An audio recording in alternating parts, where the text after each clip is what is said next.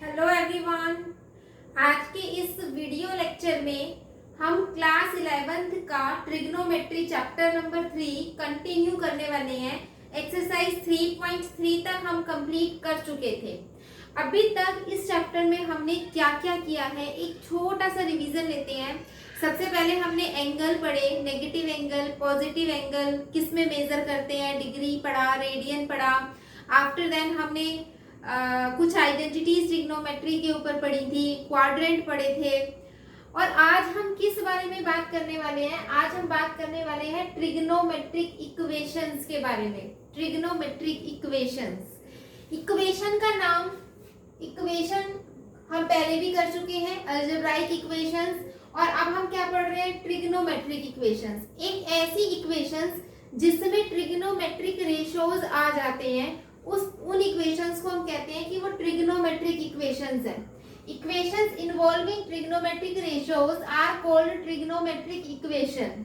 For example, sin x minus cos x equal to 0, this is an trigonometric equation. Equation है, trigonometric ratios के साथ है, so it is trigonometric equation. This is again a equation with trigonometric ratio, so it is a trigonometric equation. तो these examples are the examples of trigonometric equations. Actually हम इन trigonometric equations में क्या पढ़ना चाहते हैं? वही सब कुछ पढ़ना चाहते हैं जो अभी तक हम equations में पढ़ते आ रहे हैं अपनी लोअर क्लासेस से। जब हमने इक्वेशन के बारे में पढ़ना शुरू किया था, दिस इज एन इक्वेशन, तो हमारा कंसर्न क्या होता था? What is the solution of this equation. हम यहाँ से x की वैल्यू फाइंड करना चाहते थे, this is equal to 2। Solution, हम सोल्यूशन के बारे में बात करते थे, तो यहाँ भी हम सोल्यूशन के बारे में ही बात करेंगे कि व्हाट आर द या फिर what is the solution of these trigonometric equations. तो सॉल्यूशंस क्या है देखते हैं। सॉल्यूशन होता क्या है? अगर मैं यहाँ पर एक ट्रिग्नोमेट्रिक इक्वेशन लेती हूँ, सपोज मैंने लिया sin x is equal to 1/√2, this is an trigonometric equation. अगर मैं इस इक्वेशन के सॉल्यूशन की बात करूं, तो सॉल्यूशन x की वो वैल्यू होती है जो इस इक्वेशन को सेटिस्फाई करती है। ठीक है, तो मैंने क्या कहा? The value of x which satisfies the equation, which satisfies the equation is called solution. यानी कि सॉल्यूशन क्या होता है? वो x की वैल्यू जो इस इक्वेशन को सेटिस्फाई कर दे। आपको बहुत अच्छे से पता है कि साइन किस एंगल पे 1/√2 होता है। 10th क्लास से हम पढ़ते आ रहे हैं कि साइन π/4 इज इक्वल टू 1/√2 होता है। इसका मतलब यहाँ मुझे वो x पता चल गया। इसका मतलब क्या हुआ कि x इज इक्वल टू π/4। मुझे पता चल गया कि π/4 जो है वो इस इक्वेशन का सॉल्यूशन है। π/4 जो है वो इस इक्वेशन का सॉल्यूशन है। ठीक है, तभी मुझे किसी दूसरे बच्चे ने बताया। क्या बताया? देखो ध्यान से, यहाँ पर हमने अलाइड एंगल्स पढ़े थे। अलाइड एंगल्स मतलब क्या थे देखना जरा। Sine pi minus theta equals to sine theta, ये हमने पढ़ा था। अगर आपको याद हो, ये हमने अलाइड एंगल्स पढ़े थे। कैसे थे? कुछ ऐसे क्वाड्रेंट होता था, यहाँ पर ऑल पॉजिटिव होते थे, यहाँ साइन और कोसिकेंट पॉजिटिव होते थे, यहाँ टेंजेंट और कोटेंजेंट पॉजिटिव थे, और यहाँ सीकेंट और कॉस कैसे थे? कॉस एंड सीकेंट कैसे थे? पॉजिटिव थे। तो sign pi minus theta second quadrant में ये पाई है, यहाँ 0, ये हमारे पास π/2, ये पाई, और ये 3π/2। इस एक्सिस पे 0 पे, पाई पे, 2π पे ये रेशियो चेंज नहीं होगा। साइन का साइन रहेगा। सेकंड क्वाड्रेंट में साइन पॉजिटिव होता है, तो पॉजिटिव साइन थीटा, यानी कि sine pi minus theta equal to sine theta होता है। तभी हमने क्या कर दिया? पाई माइनस π/4 कर दिया। साइन पाई माइनस π/4 किया तो ये किसके इक्वल आएगा? साइन π/4 के इक्वल आएगा। ठीक बात है, साइन π/4 के इक्वल आएगा। ठीक है, इसको सॉल्व करना। 4 - 1 3π/4, 3π/4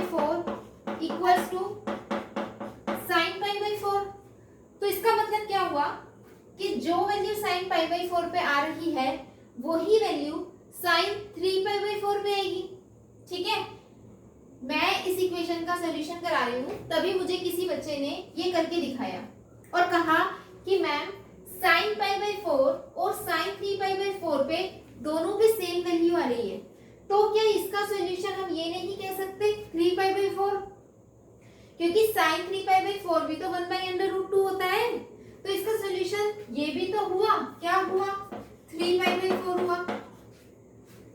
ठीक बात है, बिल्कुल ठीक बात है। तो यहाँ पर मैंने क्या किया, इस इक्वेशन के दो सॉल्यूशन निकाले। मैंने कहा ठीक है पाई by 4 is the solution, this is, क्योंकि ये पाई बाई 4 की इक्वल वैल्यू है 3 पाई बाई 4, तो 3 पाई by 4 is also the solution of this equation. तभी क्लास में से किसी एक और बच्चे ने अपना दिमाग लगाना शुरू किया। क्या?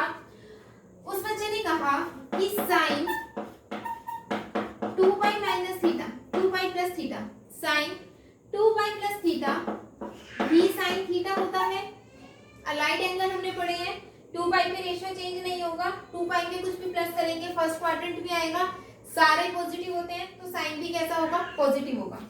यहाँ पर अगर मैं थीटा की जगह पाई बाई 4 ले लूं, तो ये भी साइन पाई बाई 4 के इक्वल होगा, ये भी साइन पाई बाई 4 के इक्वल होगा।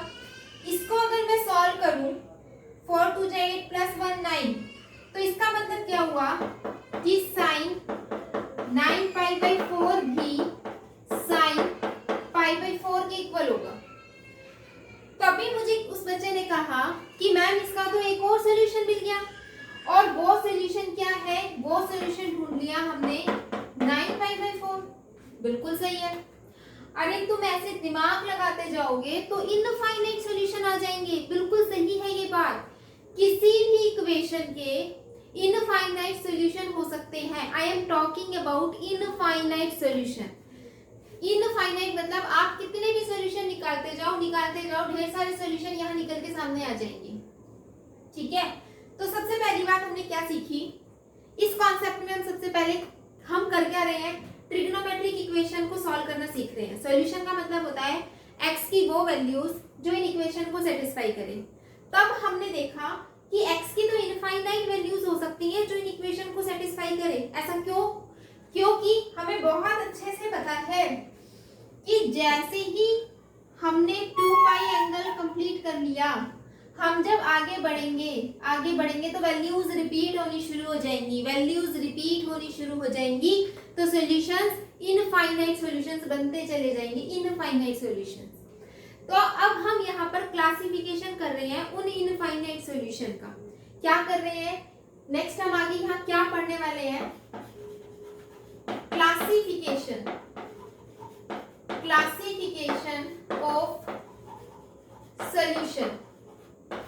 हम सॉल्यूशन का क्लासिफिकेशन कर रहे हैं। देखो सॉल्यूशन कितनी तरह के होते हैं,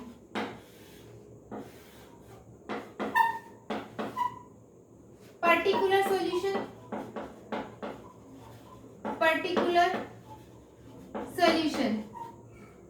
principal solution,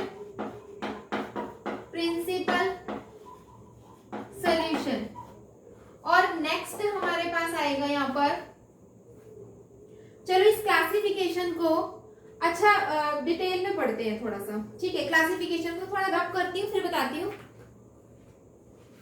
classification of solution, generally हम सॉल्यूशन को 3 पार्ट में क्लासिफाई कर रहे हैं, principal solution, general solution and particular solution. यहाँ मैंने इस इक्वेशन को सॉल्व करने की कोशिश की तो ये 3 सॉल्यूशन हमने ढूंढ लिए, और इसके अलावा हम और भी सॉल्यूशन ढूंढ सकते हैं। अभी मैंने 2 पाई को ऐड किया, मैं 4 पाई 6 पाई ऐड करते जाएंगे, हमको सॉल्यूशंस मिलते चले जाएंगे, तो इनफाइनाइट सॉल्यूशन होंगे इस इक्वेशन के।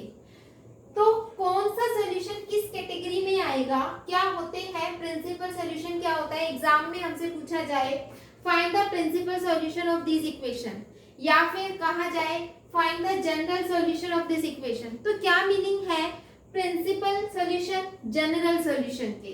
तो देखो कोई भी सॉल्यूशन जो कहां पर लाई कर रहा है, 0 से लेके 360 डिग्री के बीच में लाई करता है, उसको हम कहते हैं प्रिंसिपल सॉल्यूशन। ठीक है, मैंने क्या कहा, solution which lies between 0 to 2 pi is called principal solution. ठीक है, 0 और 2 पाई के बीच में जितने सॉल्यूशन मिलेंगे ना इस इक्वेशन के, ये सारे सॉल्यूशन है। ठीक है, पाई बाई 4 कहाँ होगा देखते हैं।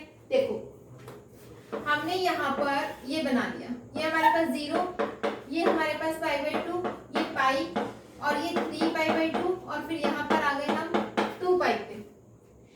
तो हमने क्या कहा कि यहाँ से शुरू करके और यहाँ तक जितने सॉल्यूशन मिलेंगे वो सारे के सारे प्रिंसिपल सॉल्यूशन होंगे। मुझे इस इक्वेशन का एक सॉल्यूशन मिला पाई बाई 4, जो कहाँ था, यहाँ से आने के बाद ये रहा मेरा पाई बाई 4। तो ये सॉल्यूशन पाई बाई 4, तो ये सॉल्यूशन मेरा 0 और 2 पाई के बीच में ही है, तो ये मेरा किस में जाएगा, प्रिंसिपल सॉल्यूशन में जाएगा। क्या, पाई बाई 4। इस इक्वेशन का एक प्रिंसिपल सॉल्यूशन है पाई बाई 4। ठीक है, दूसरा सॉल्यूशन मुझे कहाँ पे मिलेगा देखते हैं। यहाँ पर वैल्यू आ रही है पाई by 4, 3 pi by 4। 3 pi by 4 कैसे आया था, पाई माइनस पाई बाई 4 करने से आया था, पाई माइनस पाई बाई 4 करने से। पाई कहाँ है, यहाँ पर है। ठीक है, पाई में से जब आप पाई बाई 4 को माइनस करोगे तो आप कौन से क्वाड्रेंट में जाओगे, पाई बाई 4 को हम माइनस करेंगे तो हम कौन से क्वाड्रेंट में जाएंगे, हम जाएंगे सेकंड क्वाड्रेंट में। ठीक है, यहाँ पर हम आ गए। तो ये भी सॉल्यूशन है इस इक्वेशन का, क्योंकि 3 पाई बाई 4 भी सॉल्यूशन है, तो पाई minus pi by 4 second quadrant में है जो 0 और 2 पाई के बीच में ही आ रहा है। तो ये भी कैसा सॉल्यूशन हुआ इसका, 3 पाई बाई 4 भी इसका प्रिंसिपल सॉल्यूशन हुआ। ठीक है, इसके अलावा देखो साइन x क्या है, plus 1 by under root 2। Sine positive है, साइन की वैल्यू कैसी आ रही है, पॉजिटिव, और साइन फर्स्ट क्वाड्रेंट में पॉजिटिव होता है और साइन सेकंड क्वाड्रेंट में पॉजिटिव आता है। इसका मतलब इन दोनों क्वाड्रेंट में इसका सॉल्यूशन मिलेगा। यहाँ साइन नेगेटिव होता है, यहाँ भी साइन नेगेटिव होता है, तो इन दोनों क्वाड्रेंट में इसका सॉल्यूशन नहीं मिलेगा। इन शॉर्ट मैं आपको क्या बताना चाहती हूँ, किसी भी ट्रिग्नोमेट्रिक इक्वेशन के दो प्रिंसिपल सॉल्यूशन होते हैं, दो प्रिंसिपल सॉल्यूशन होते हैं। इस तरह की किसी भी ट्रिग्नोमेट्रिक इक्वेशन के दो principal solution we can find. दो प्रिंसिपल, एक सॉल्यूशन हम कैसे फाइंड करेंगे, जैसे हमें पता है, हमने जो टेबल लर्न की हुई है ना, वहां से हमें पता है, हम याद करेंगे कि 1 बाई रूट 2 किस पे होता था, रिकॉल करेंगे, टेबल को रिकॉल करेंगे कि किस एंगल पे 1 बाई अंडर रूट 2 आता था, पाई बाई 4 पे आता था। एक सॉल्यूशन मुझे पाई बाई 4 मिल गया। अब दूसरे वाला सॉल्यूशन, क्योंकि मैं अभी बात किस पे कर रही हूँ, प्रिंसिपल सॉल्यूशन पे। मैंने क्या कहा कि इस तरह की जो ट्रिग्नोमेट्रिक इक्वेशन होती है उसके अगर हम प्रिंसिपल सॉल्यूशन की बात करें तो दो प्रिंसिपल सॉल्यूशन होंगे। ठीक है, पहला कैसे मिलेगा, रिकॉल करके आप याद करोगे, टेबल को याद करोगे और उस टेबल के थ्रू बताओगे कि क्या सॉल्यूशन है।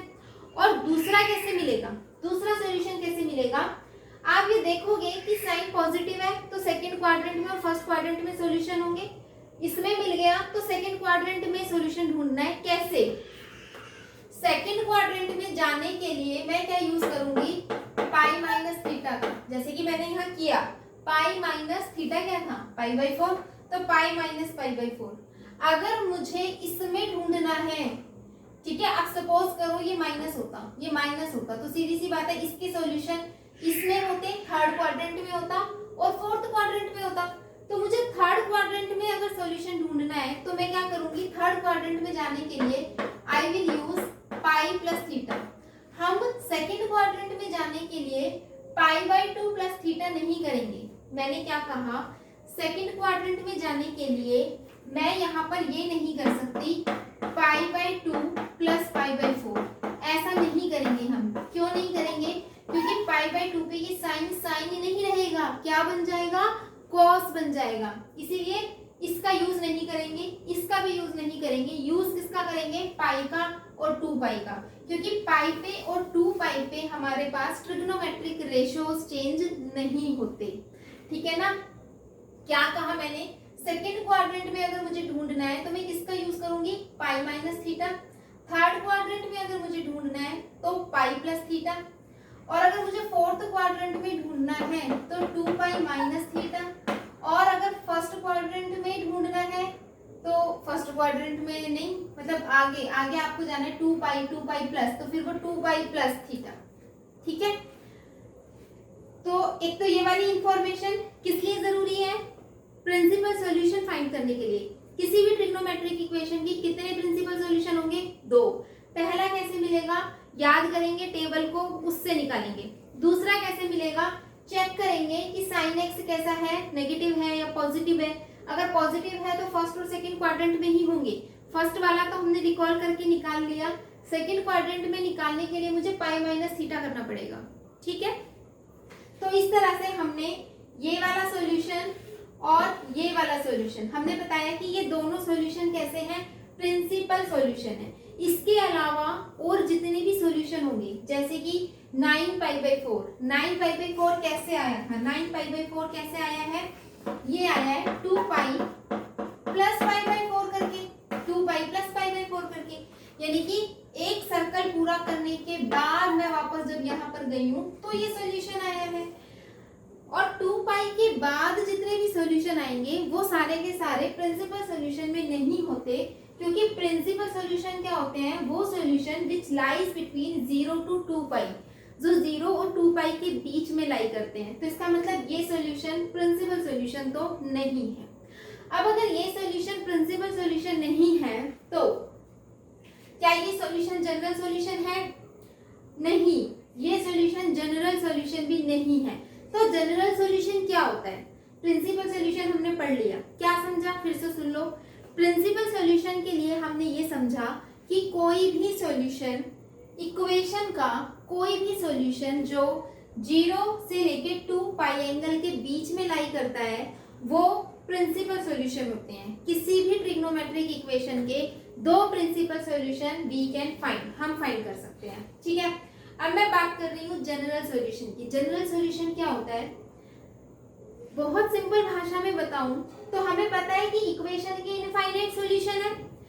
अब वो इनफाइनाइट सॉल्यूशन कैसे फाइंड किए जाए, मैं एक फॉर्मूला बना दूं, उसमें एक वेरिएबल डाल के कि मैं उस वेरिएबल को चेंज करती जाऊं, वेरिएबल को 1 पुट करूं, 2 पुट करूं, 3 पुट करूं, ऐसे कुछ पुट करती जाऊं और अलग अलग सॉल्यूशन आते चले जाएं, इनफाइनाइट सॉल्यूशन निकल जाएं, सिर्फ वेरिएबल पुट करते जाओ। तो इस तरह का एक फॉर्मूला जो होता है ना, उस फॉर्मूले को कहते हैं कि वो जनरल सॉल्यूशन है। जनरल सॉल्यूशन वो होता है जिससे आप सभी सॉल्यूशन फाइंड कर सकते हो, सारे सॉल्यूशन, उसके infinite solution we can find from the general solution. तो मैं क्या कहूंगी, एक्चुअली में जनरल सॉल्यूशन क्या है, एक सॉल्यूशन जिसमें एक वेरिएबल आ जाए, है ना, तो हम क्या कहेंगे, solution containing some variable, some n variable है ना, containing some n is called general solution. एक ऐसा सॉल्यूशन जिसमें आपको n नजर आ जाए, आप n की वैल्यू को चेंज करते जा रहे हो, है ना, n क्या है, इंटीजर्स, है ना, 0 पुट कर रहे हो, 1 पुट कर रहे हो, 2 पुट कर रहे हो, 3 पुट कर रहे हो, ऐसे पुट करते जा रहे हो और वो इनफाइनाइट सॉल्यूशन आपको मिलते जा रहे हैं इसके। तो वो जो फॉर्मूला हमने बनाया ना n में, that's called the general solution. तो हमने प्रिंसिपल सॉल्यूशन पढ़ा, हमने जनरल सॉल्यूशन समझा। अब नेक्स्ट मैंने एक और लिखा है पर्टिकुलर सॉल्यूशन। पर्टिकुलर सॉल्यूशन क्या होता है कि जो जनरल सॉल्यूशन हमने फॉर्मूला बना दिया उसमें मैंने कहा पर्टिकुलरली आप n को 10 पुट कर दो। अब n को 10 पुट करने से वो जो भी सॉल्यूशन आया है वो एक पर्टिकुलर 10 के ऊपर सॉल्यूशन है, तो उस सॉल्यूशन को मैं कहूंगी कि वो एक पर्टिकुलर सॉल्यूशन है। जैसे कि यहाँ अगर मैं बात करूँ 9 pi by 4 is the solution of this equation, but this is not the principal solution, this is not the general solution, it is a particular solution. 9 pi by 4 is the particular solution. ठीक है, this is the particular solution. तो हमने अभी सिर्फ ये समझा कि principal solution क्या है, जनरल सॉल्यूशन क्या है और पर्टिकुलर सॉल्यूशन क्या है, और हमने यहाँ इस इक्वेशन के लिए प्रिंसिपल सॉल्यूशन फाइंड भी करके दिखाए। तो भी एक दो इक्वेशन और हम पहले प्रिंसिपल सॉल्यूशन के लिए सॉल्व करते हैं, फिर उसके बाद हम जनरल सॉल्यूशन पे आएंगे कि how to find the general solution. I hope कि आपको ये समझ आया होगा। sin x is equal to 1/√2 के दो प्रिंसिपल सॉल्यूशन आए हैं, π/4 and 3π/4। I will take some more equations to find the principal solution. देखते हैं नेक्स्ट की क्वेश्चन सॉल्व कर रहे हैं। देखो ये इक्वेशन है, यहाँ मुझे क्या करना है, इसके प्रिंसिपल सॉल्यूशन फाइंड करने हैं। ठीक है, क्या करना है इस क्वेश्चन में मुझे, find principal solution of this equation tangent x is equal to √3। तो कितने होंगे इसके प्रिंसिपल सॉल्यूशन, दो होंगे। ठीक है, टेंजेंट कैसा है, पॉजिटिव √3, टेंजेंट पॉजिटिव है। टेंजेंट पॉजिटिव किस क्वाड्रेंट में होता है, फर्स्ट क्वाड्रेंट में होता है और थर्ड क्वाड्रेंट में होता है। इसका मतलब इसके जो दो प्रिंसिपल सॉल्यूशन की हम बात कर रहे हैं, जिनको हम फाइंड करना चाहते हैं, वो फर्स्ट क्वाड्रेंट में मिलेगा और वो थर्ड क्वाड्रेंट में मिलेगा। फर्स्ट क्वाड्रेंट वाला हम कैसे फाइंड करेंगे, बाय रिकॉलिंग द टेबल जो हमने 10th क्लास में लर्न की थी कि टेंजेंट की वैल्यू √3 कहाँ पर होती है, किस एंगल पर होती है, 60 डिग्री पर होती है, π/3 पर होती है। ठीक है, तो आप क्या कह सकते हो कि टेंजेंट π/3 कितना होता है, √3 होता है। इसका मतलब x क्या मिल गया, एक x मुझे मिल गया π/3। This is the first principal solution.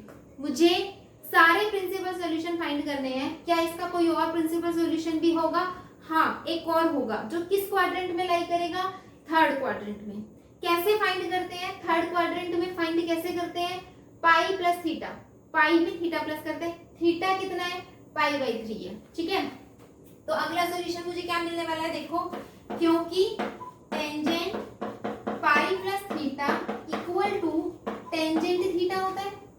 ठीक है, इसका मतलब tangent pi plus π/3 equal to tangent π/3 होगा।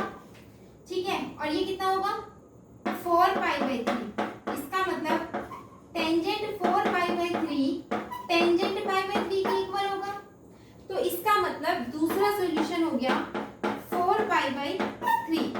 तो यहाँ पर इस इक्वेशन के हमने दोनों प्रिंसिपल सॉल्यूशन फाइंड कर दिए। पहला कौन सा था, π/3, और दूसरा प्रिंसिपल सॉल्यूशन कौन सा है, 4π/3। आई होप कि आपको समझ आ रहा होगा कि एक्चुअली में प्रिंसिपल सॉल्यूशन कैसे फाइंड करने हैं।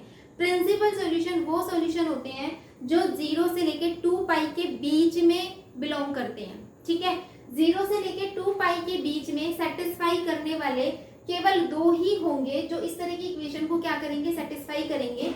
वो हम कैसे पता लगाएंगे कि टेंजेंट पॉजिटिव है ना, तो पॉजिटिव कहाँ होता है, फर्स्ट में और थर्ड में, तो इन दोनों में ही मिलेंगे। भाई यहाँ नेगेटिव है टेंजेंट, लेकिन ये तो नेगेटिव नहीं है ना, यहाँ नेगेटिव है, तो यहाँ तो सॉल्यूशन मिल ही नहीं सकते। सॉल्यूशन मिलेंगे तो फर्स्ट में और थर्ड में, और दोनों हमने फाइंड कर दिए।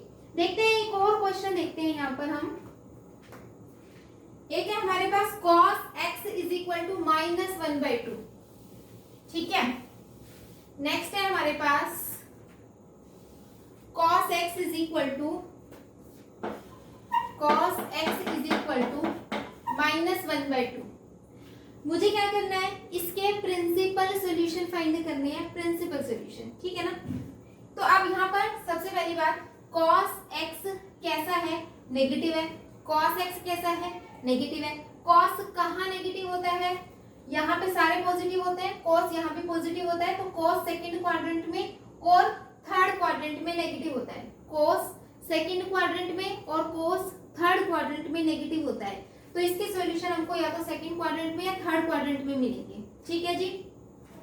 अच्छा, cos की वैल्यू 1/2 कहाँ पर होती है, cos इसको मैं लिख सकती हूँ माइनस cos, इसको मैं लिख सकती हूँ cos 1/2 होता है 60 डिग्री पे, π/3 पे, यानी कि minus cos π/3। cos x is equal to minus cos π/3। ठीक है, इसके बाद माइनस cos π/3 कैसे आएगा, देखते हैं। हमें पता है कि सेकंड क्वाड्रेंट में आएगा, सेकंड क्वाड्रेंट में आएगा, सेकंड क्वाड्रेंट में पाई माइनस थीटा करते हैं। तो हमने क्या किया, cos pi minus π/3, cos π pi minus pi by 3, देखो पाई कॉस को चेंज नहीं होने देगा, अलाइड एंगल का यूज कर रही हूँ, कॉस ही आएगा। कुछ भी हम माइनस करेंगे तो सेकंड क्वाड्रेंट में जाएगा और वो कैसा होता है, नेगेटिव होता है, तो नेगेटिव पाई बाई 3, यानी कि ये माइनस कॉस पाई बाई 3 किसके इक्वल है, cos pi minus pi by 3 के इक्वल है। और पाई minus pi by 3 second quadrant में लाई करेगा, तो इसको सॉल्व कर लो, ये वो एंगल होगा जो सेकंड क्वाड्रेंट में इसका सॉल्यूशन होगा। ठीक है, सॉल्व कर रहे हैं, 3 पाई माइनस 1, तो ये हो जाएगा cos 2 pi by 3। cos 2 pi by 3 किसके इक्वल है, माइनस cos पाई बाई 3 की, माइनस cos पाई बाई 3 है ना। किस x के लिए माइनस cos पाई बाई 3 आ रहा है, 2 पाई बाई 3 के लिए, तो इसका एक सॉल्यूशन हो गया 2 पाई बाई 3। एक सॉल्यूशन क्या हो गया इसका, 2 पाई बाई 3। अब मुझे एक और सॉल्यूशन फाइंड करना है जो कहाँ लाई करेगा, थर्ड क्वाड्रेंट में। थर्ड क्वाड्रेंट तक कैसे पहुंच सकते हैं, पाई में थीटा को ऐड करके, ठीक है ना। तो मैं क्या कर रही हूँ यहाँ पर, देखते हैं, cos पाई में प्लस करेंगे अपनी बार पाई बाई 3, तो cos पाई पे cos ही रहेगा। थर्ड क्वाड्रेंट में cos नेगेटिव होता है और एंगल आएगा पाई बाई 3, तो cos pi plus pi by 3 भी माइनस cos पाई बाई 3 के इक्वल होता है। इस एंगल को सॉल्व कर लो, 3 1 जा 3 प्लस 1 4 पाई बाई 3, तो यहाँ से आ जाएगा 4 पाई बाई 3। हमें पता चला कि cos 4 pi by 3 minus of cos pi by 3 के इक्वल होता है। तो ये वो दोनों एंगल हैं जो सेकंड क्वाड्रेंट में और थर्ड क्वाड्रेंट में लाई कर रहे हैं और जो प्रिंसिपल सॉल्यूशन है इस इक्वेशन के, ठीक है ना। यहाँ आंसर पाई बाई 3 नहीं होगा, क्यों नहीं होगा, फर्स्ट क्वाड्रेंट में लाई नहीं करता इसका कहा, मुझे माइनस cos पाई बाई 3 के इक्वल एंगल चाहिए, पाई बाई 3 नहीं चाहिए, मुझे क्या चाहिए, माइनस cos पाई बाई 3, और minus cos pi by 3 2 pi by 3 के इक्वल है और minus cos pi by 3 4 pi by 3 के इक्वल है। तो यहाँ मेरे पास दो प्रिंसिपल सॉल्यूशन हो गए, कौन कौन से हो गए, 2 pi by 3 and 4 pi by 3। तो इस तरीके से हम फाइंड करेंगे principal solution of the trigonometric equations. अब हम बात करेंगे किस पे, जनरल सॉल्यूशन पे, ठीक है। तो जनरल सॉल्यूशन पे देखते हैं क्या है जनरल सॉल्यूशन। नेक्स्ट हम बात करेंगे जनरल सॉल्यूशन पे। जनरल सॉल्यूशन मैंने आपको क्या बताया था, एक ऐसा सॉल्यूशन जिसमें आपको n नजर आ जाए, ठीक है, जो n की हेल्प से बना हो, n वेरी कर रहा हो, n is integer, n very कर रहा हो, n में आप 0 पुट करो, 1 पुट करो, 2 पुट करो, तो उससे बाकी के सभी सॉल्यूशंस इक्वेशन के आ जाएं। That type of solution is called general solution. तो यहाँ हम बात कर रहे हैं कि कौन कौन से सॉल्यूशन है जो जनरल सॉल्यूशन है। सबसे पहली चीज यहाँ मैंने लिखा for any real number x and y, ये लाइन सिर्फ ये शो कर रही है कि जो मैंने साइन लिखा है ना, साइन x और साइन y, रियल नंबर क्या होता है, साइन फंक्शन का डोमेन होता है, सिर्फ डोमेन शो कर रही है कि x y डोमेन है, तो इसीलिए x और y कोई भी रियल नंबर हो सकते हैं, ठीक है। बाकी कोई बहुत ज्यादा इसका ऐसा रोल नहीं है। आपको क्या चीज याद करनी है, solution sine x equals to sine y, अगर साइन x साइन y के इक्वल है तो इसका जनरल सॉल्यूशन होता है यहाँ से x equal to n pi plus minus 1 raise to power n by n के अंदर ये फॉर्मूला है, n में ये फॉर्मूला है, मैं यहाँ पर 1 2 3 पुट करती जाऊंगी तो मेरे पास सारे सॉल्यूशन निकल के आ जाएंगे। अभी हम देखेंगे भी कि कैसे 1 2 3 पुट करने से सॉल्यूशन आ जाते हैं, ठीक है। अभी तो हमें याद करने हैं, दीज आर फॉर्मूलेज, ये फॉर्मूले हैं, है ना, जनरल सॉल्यूशन फाइंड करने के ये फॉर्मूले हैं, यू हैव टू रिमेम्बर। सब इनका हम प्रूफ नहीं करेंगे, एज सच एग्जाम के पॉइंट ऑफ व्यू से इम्पोर्टेंट नहीं है, फिर भी अगर किसी को जानना हो तो मुझे बताइए कमेंट सेक्शन में, ठीक है। बाकी रिक्वायरमेंट नहीं है, अभी हमें ये याद होने चाहिए कि ये सोल्यूशन क्या है, ये क्या है और ये क्या है। सबसे पहला sine x is equal to sine y, sine x is equal to sine y अगर है तो इसका जनरल सॉल्यूशन होगा x equal to n pi plus minus 1 raise to power n into y. अगर cos x is equal to cos y है, दोनों cos में है, तो सॉल्यूशन क्या होगा, x equals to 2n pi plus minus y।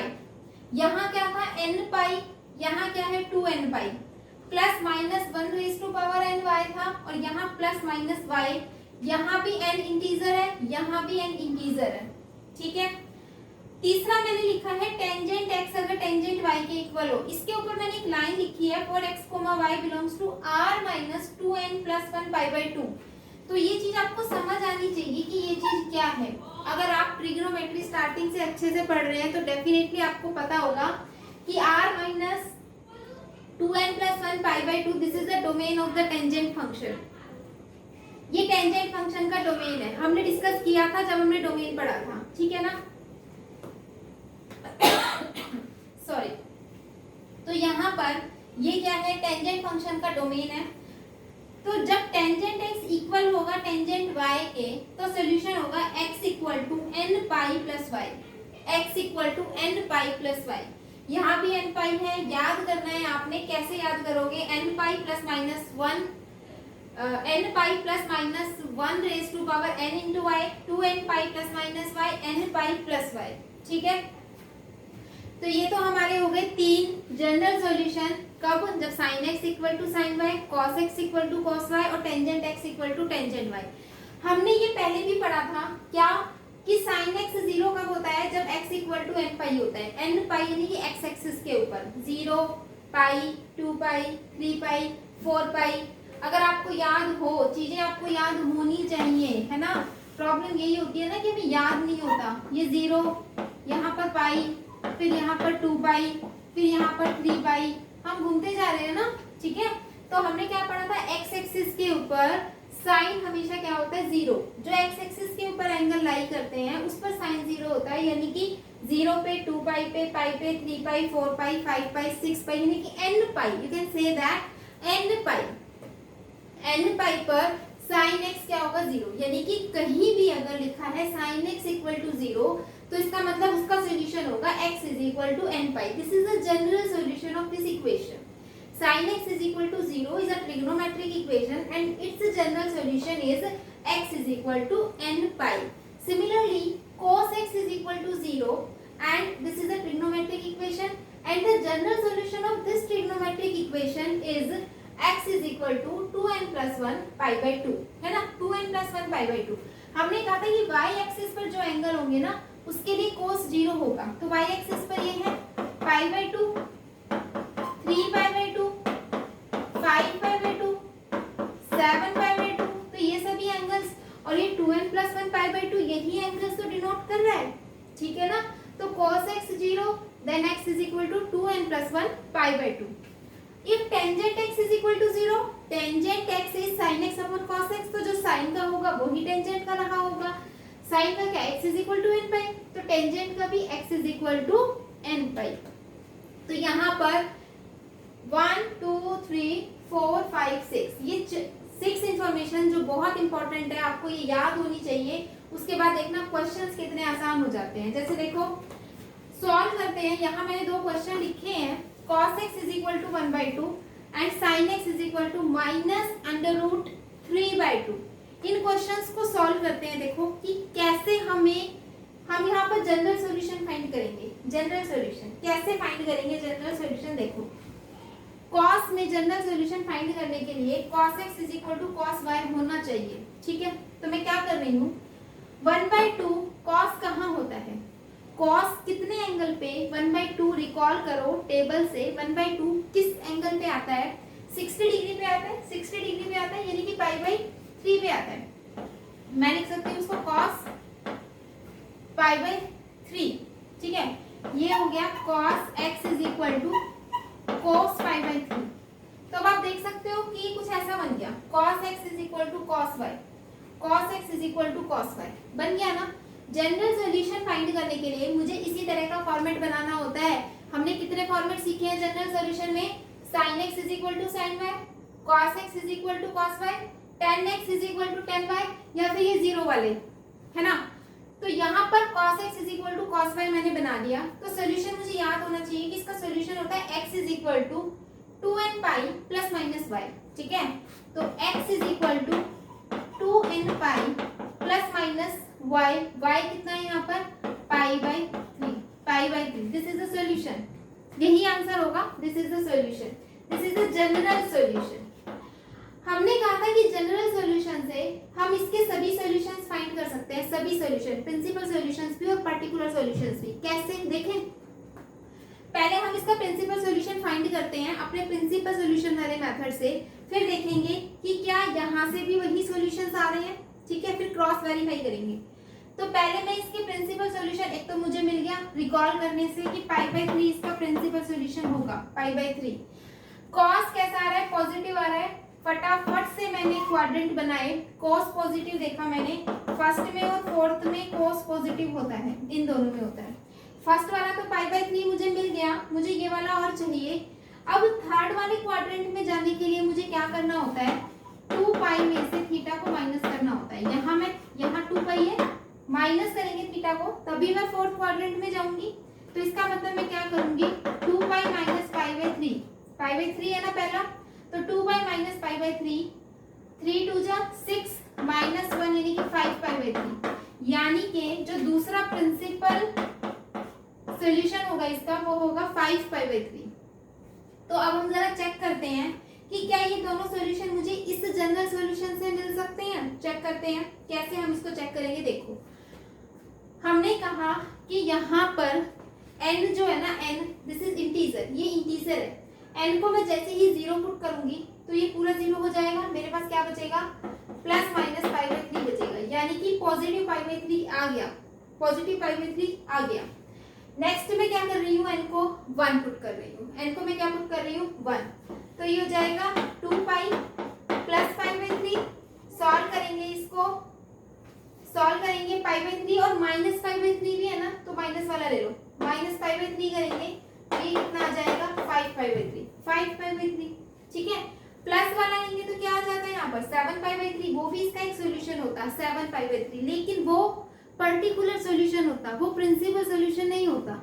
7π/3 सोच के देखो, 7π/3 is the solution but it is not principal because it does not belong to 0 to 360 degree.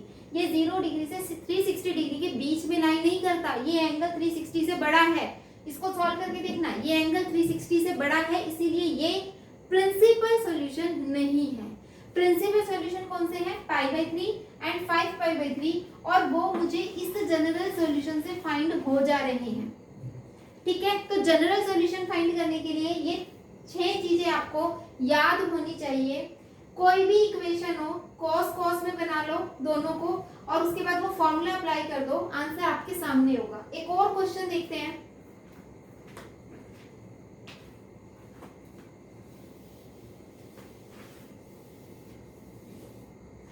Next हमारे पास क्वेश्चन है sin 2x is equal to minus √3/2, ठीक है।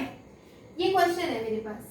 तो यहाँ पर देखो, यहाँ लिख रही हूँ मैं second question, this is sin 2x is equal to minus √3/2। Sine negative कौन से क्वाड्रेंट में जाएगा, यहाँ पॉजिटिव होता है, यहाँ पॉजिटिव होता है, तो ये मेरे पास थर्ड में और फोर्थ में ही आएगा, ठीक है। √3/2 किस पर होता है, 60 डिग्री पे होता है। 60 डिग्री का मतलब π/3, ठीक है, यानी कि माइनस साइन π/3, माइनस साइन π/3 किसके इक्वल होता है, थर्ड क्वाड्रेंट में ढूंढते हैं। थर्ड क्वाड्रेंट में माइनस π/3, देखो क्या करना पड़ेगा थर्ड क्वाड्रेंट में जाने के लिए, पाई में मुझे कुछ एंगल प्लस करना पड़ेगा ना, प्लस करना पड़ेगा। तो मैं क्या कर रही हूँ, साइन पाई प्लस π/3, ठीक है। साइन पाई प्लस π/3 करेंगे तो ये इक्वल होगा माइनस साइन π/3 के कौन सा कॉन्सेप्ट लगाया है, अलाइड एंगल का कॉन्सेप्ट, ठीक है ना। तो यहाँ से 3 1 जा 3 और ये हो गया 4π/3, यानी कि मुझे क्या मिल गया, इसका एक सॉल्यूशन मिल गया 4π/3। क्या मिल गया मुझे, इसका एक सॉल्यूशन 4π/3, यानी कि मैं इसको क्या लिख सकती हूँ, ये एक सॉल्यूशन ना आपको फाइंड करना ही पड़ेगा इसमें। इसको हम ऐसे लिख सकते हैं, 4π/3 हमें मिला, ठीक है, किसके इक्वल है ये, साइन 4π/3 के। तो अब मुझे तो जनरल सॉल्यूशन बताना है, sine x is equal to sine y, ऐसा कुछ होना चाहिए। तो यहाँ से देखो, sine 2x is equal to sine 4π/3। अब ये sine x is equal to sine y, वाला फॉर्मेट बन गया, ये वाला फॉर्मेट बन गया ये, ठीक है। तो यहाँ से सॉल्यूशन कैसे निकलेगा, क्या होता था यहाँ से x इज इक्वल टू, यहाँ पर क्या है 2x, तो 2x is equal to n pi plus minus 1 raise to power n into में y होता था, y कितना है 4π/3 है, y कितना है 4π/3। सोल्यूशन निकालने का मतलब 2x की वैल्यू निकालना नहीं होता, सोल्यूशन निकालने का मतलब होता है x की वैल्यू निकालना, यानी कि मुझे 2 से डिवाइड करना पड़ेगा, तो ये हो जाएगा n π/2 और यहाँ पर हो जाएगा 6। This is the answer, this is your general solution. तो इस तरह से हमें जनरल सोल्यूशन की कॉन्सेप्ट को तैयार करना है, ठीक है। बहुत इजी है, बिल्कुल भी मुश्किल नहीं है। This is only introduction video, आगे जब हम एक्सरसाइज करेंगे तो सीरियसली बहुत आसान है। तो 1 2 3 4 5 6 सिर्फ ये 6 चीजें आपको याद होनी चाहिए, क्वेश्चन बहुत इजीली सॉल्व हो जाते हैं, ठीक है। तो आगे एक्सरसाइज के लिए मैं आपसे नेक्स्ट वीडियो में मिलती हूँ, तब तक आप इंट्रोडक्शन तैयार कीजिए और बाय।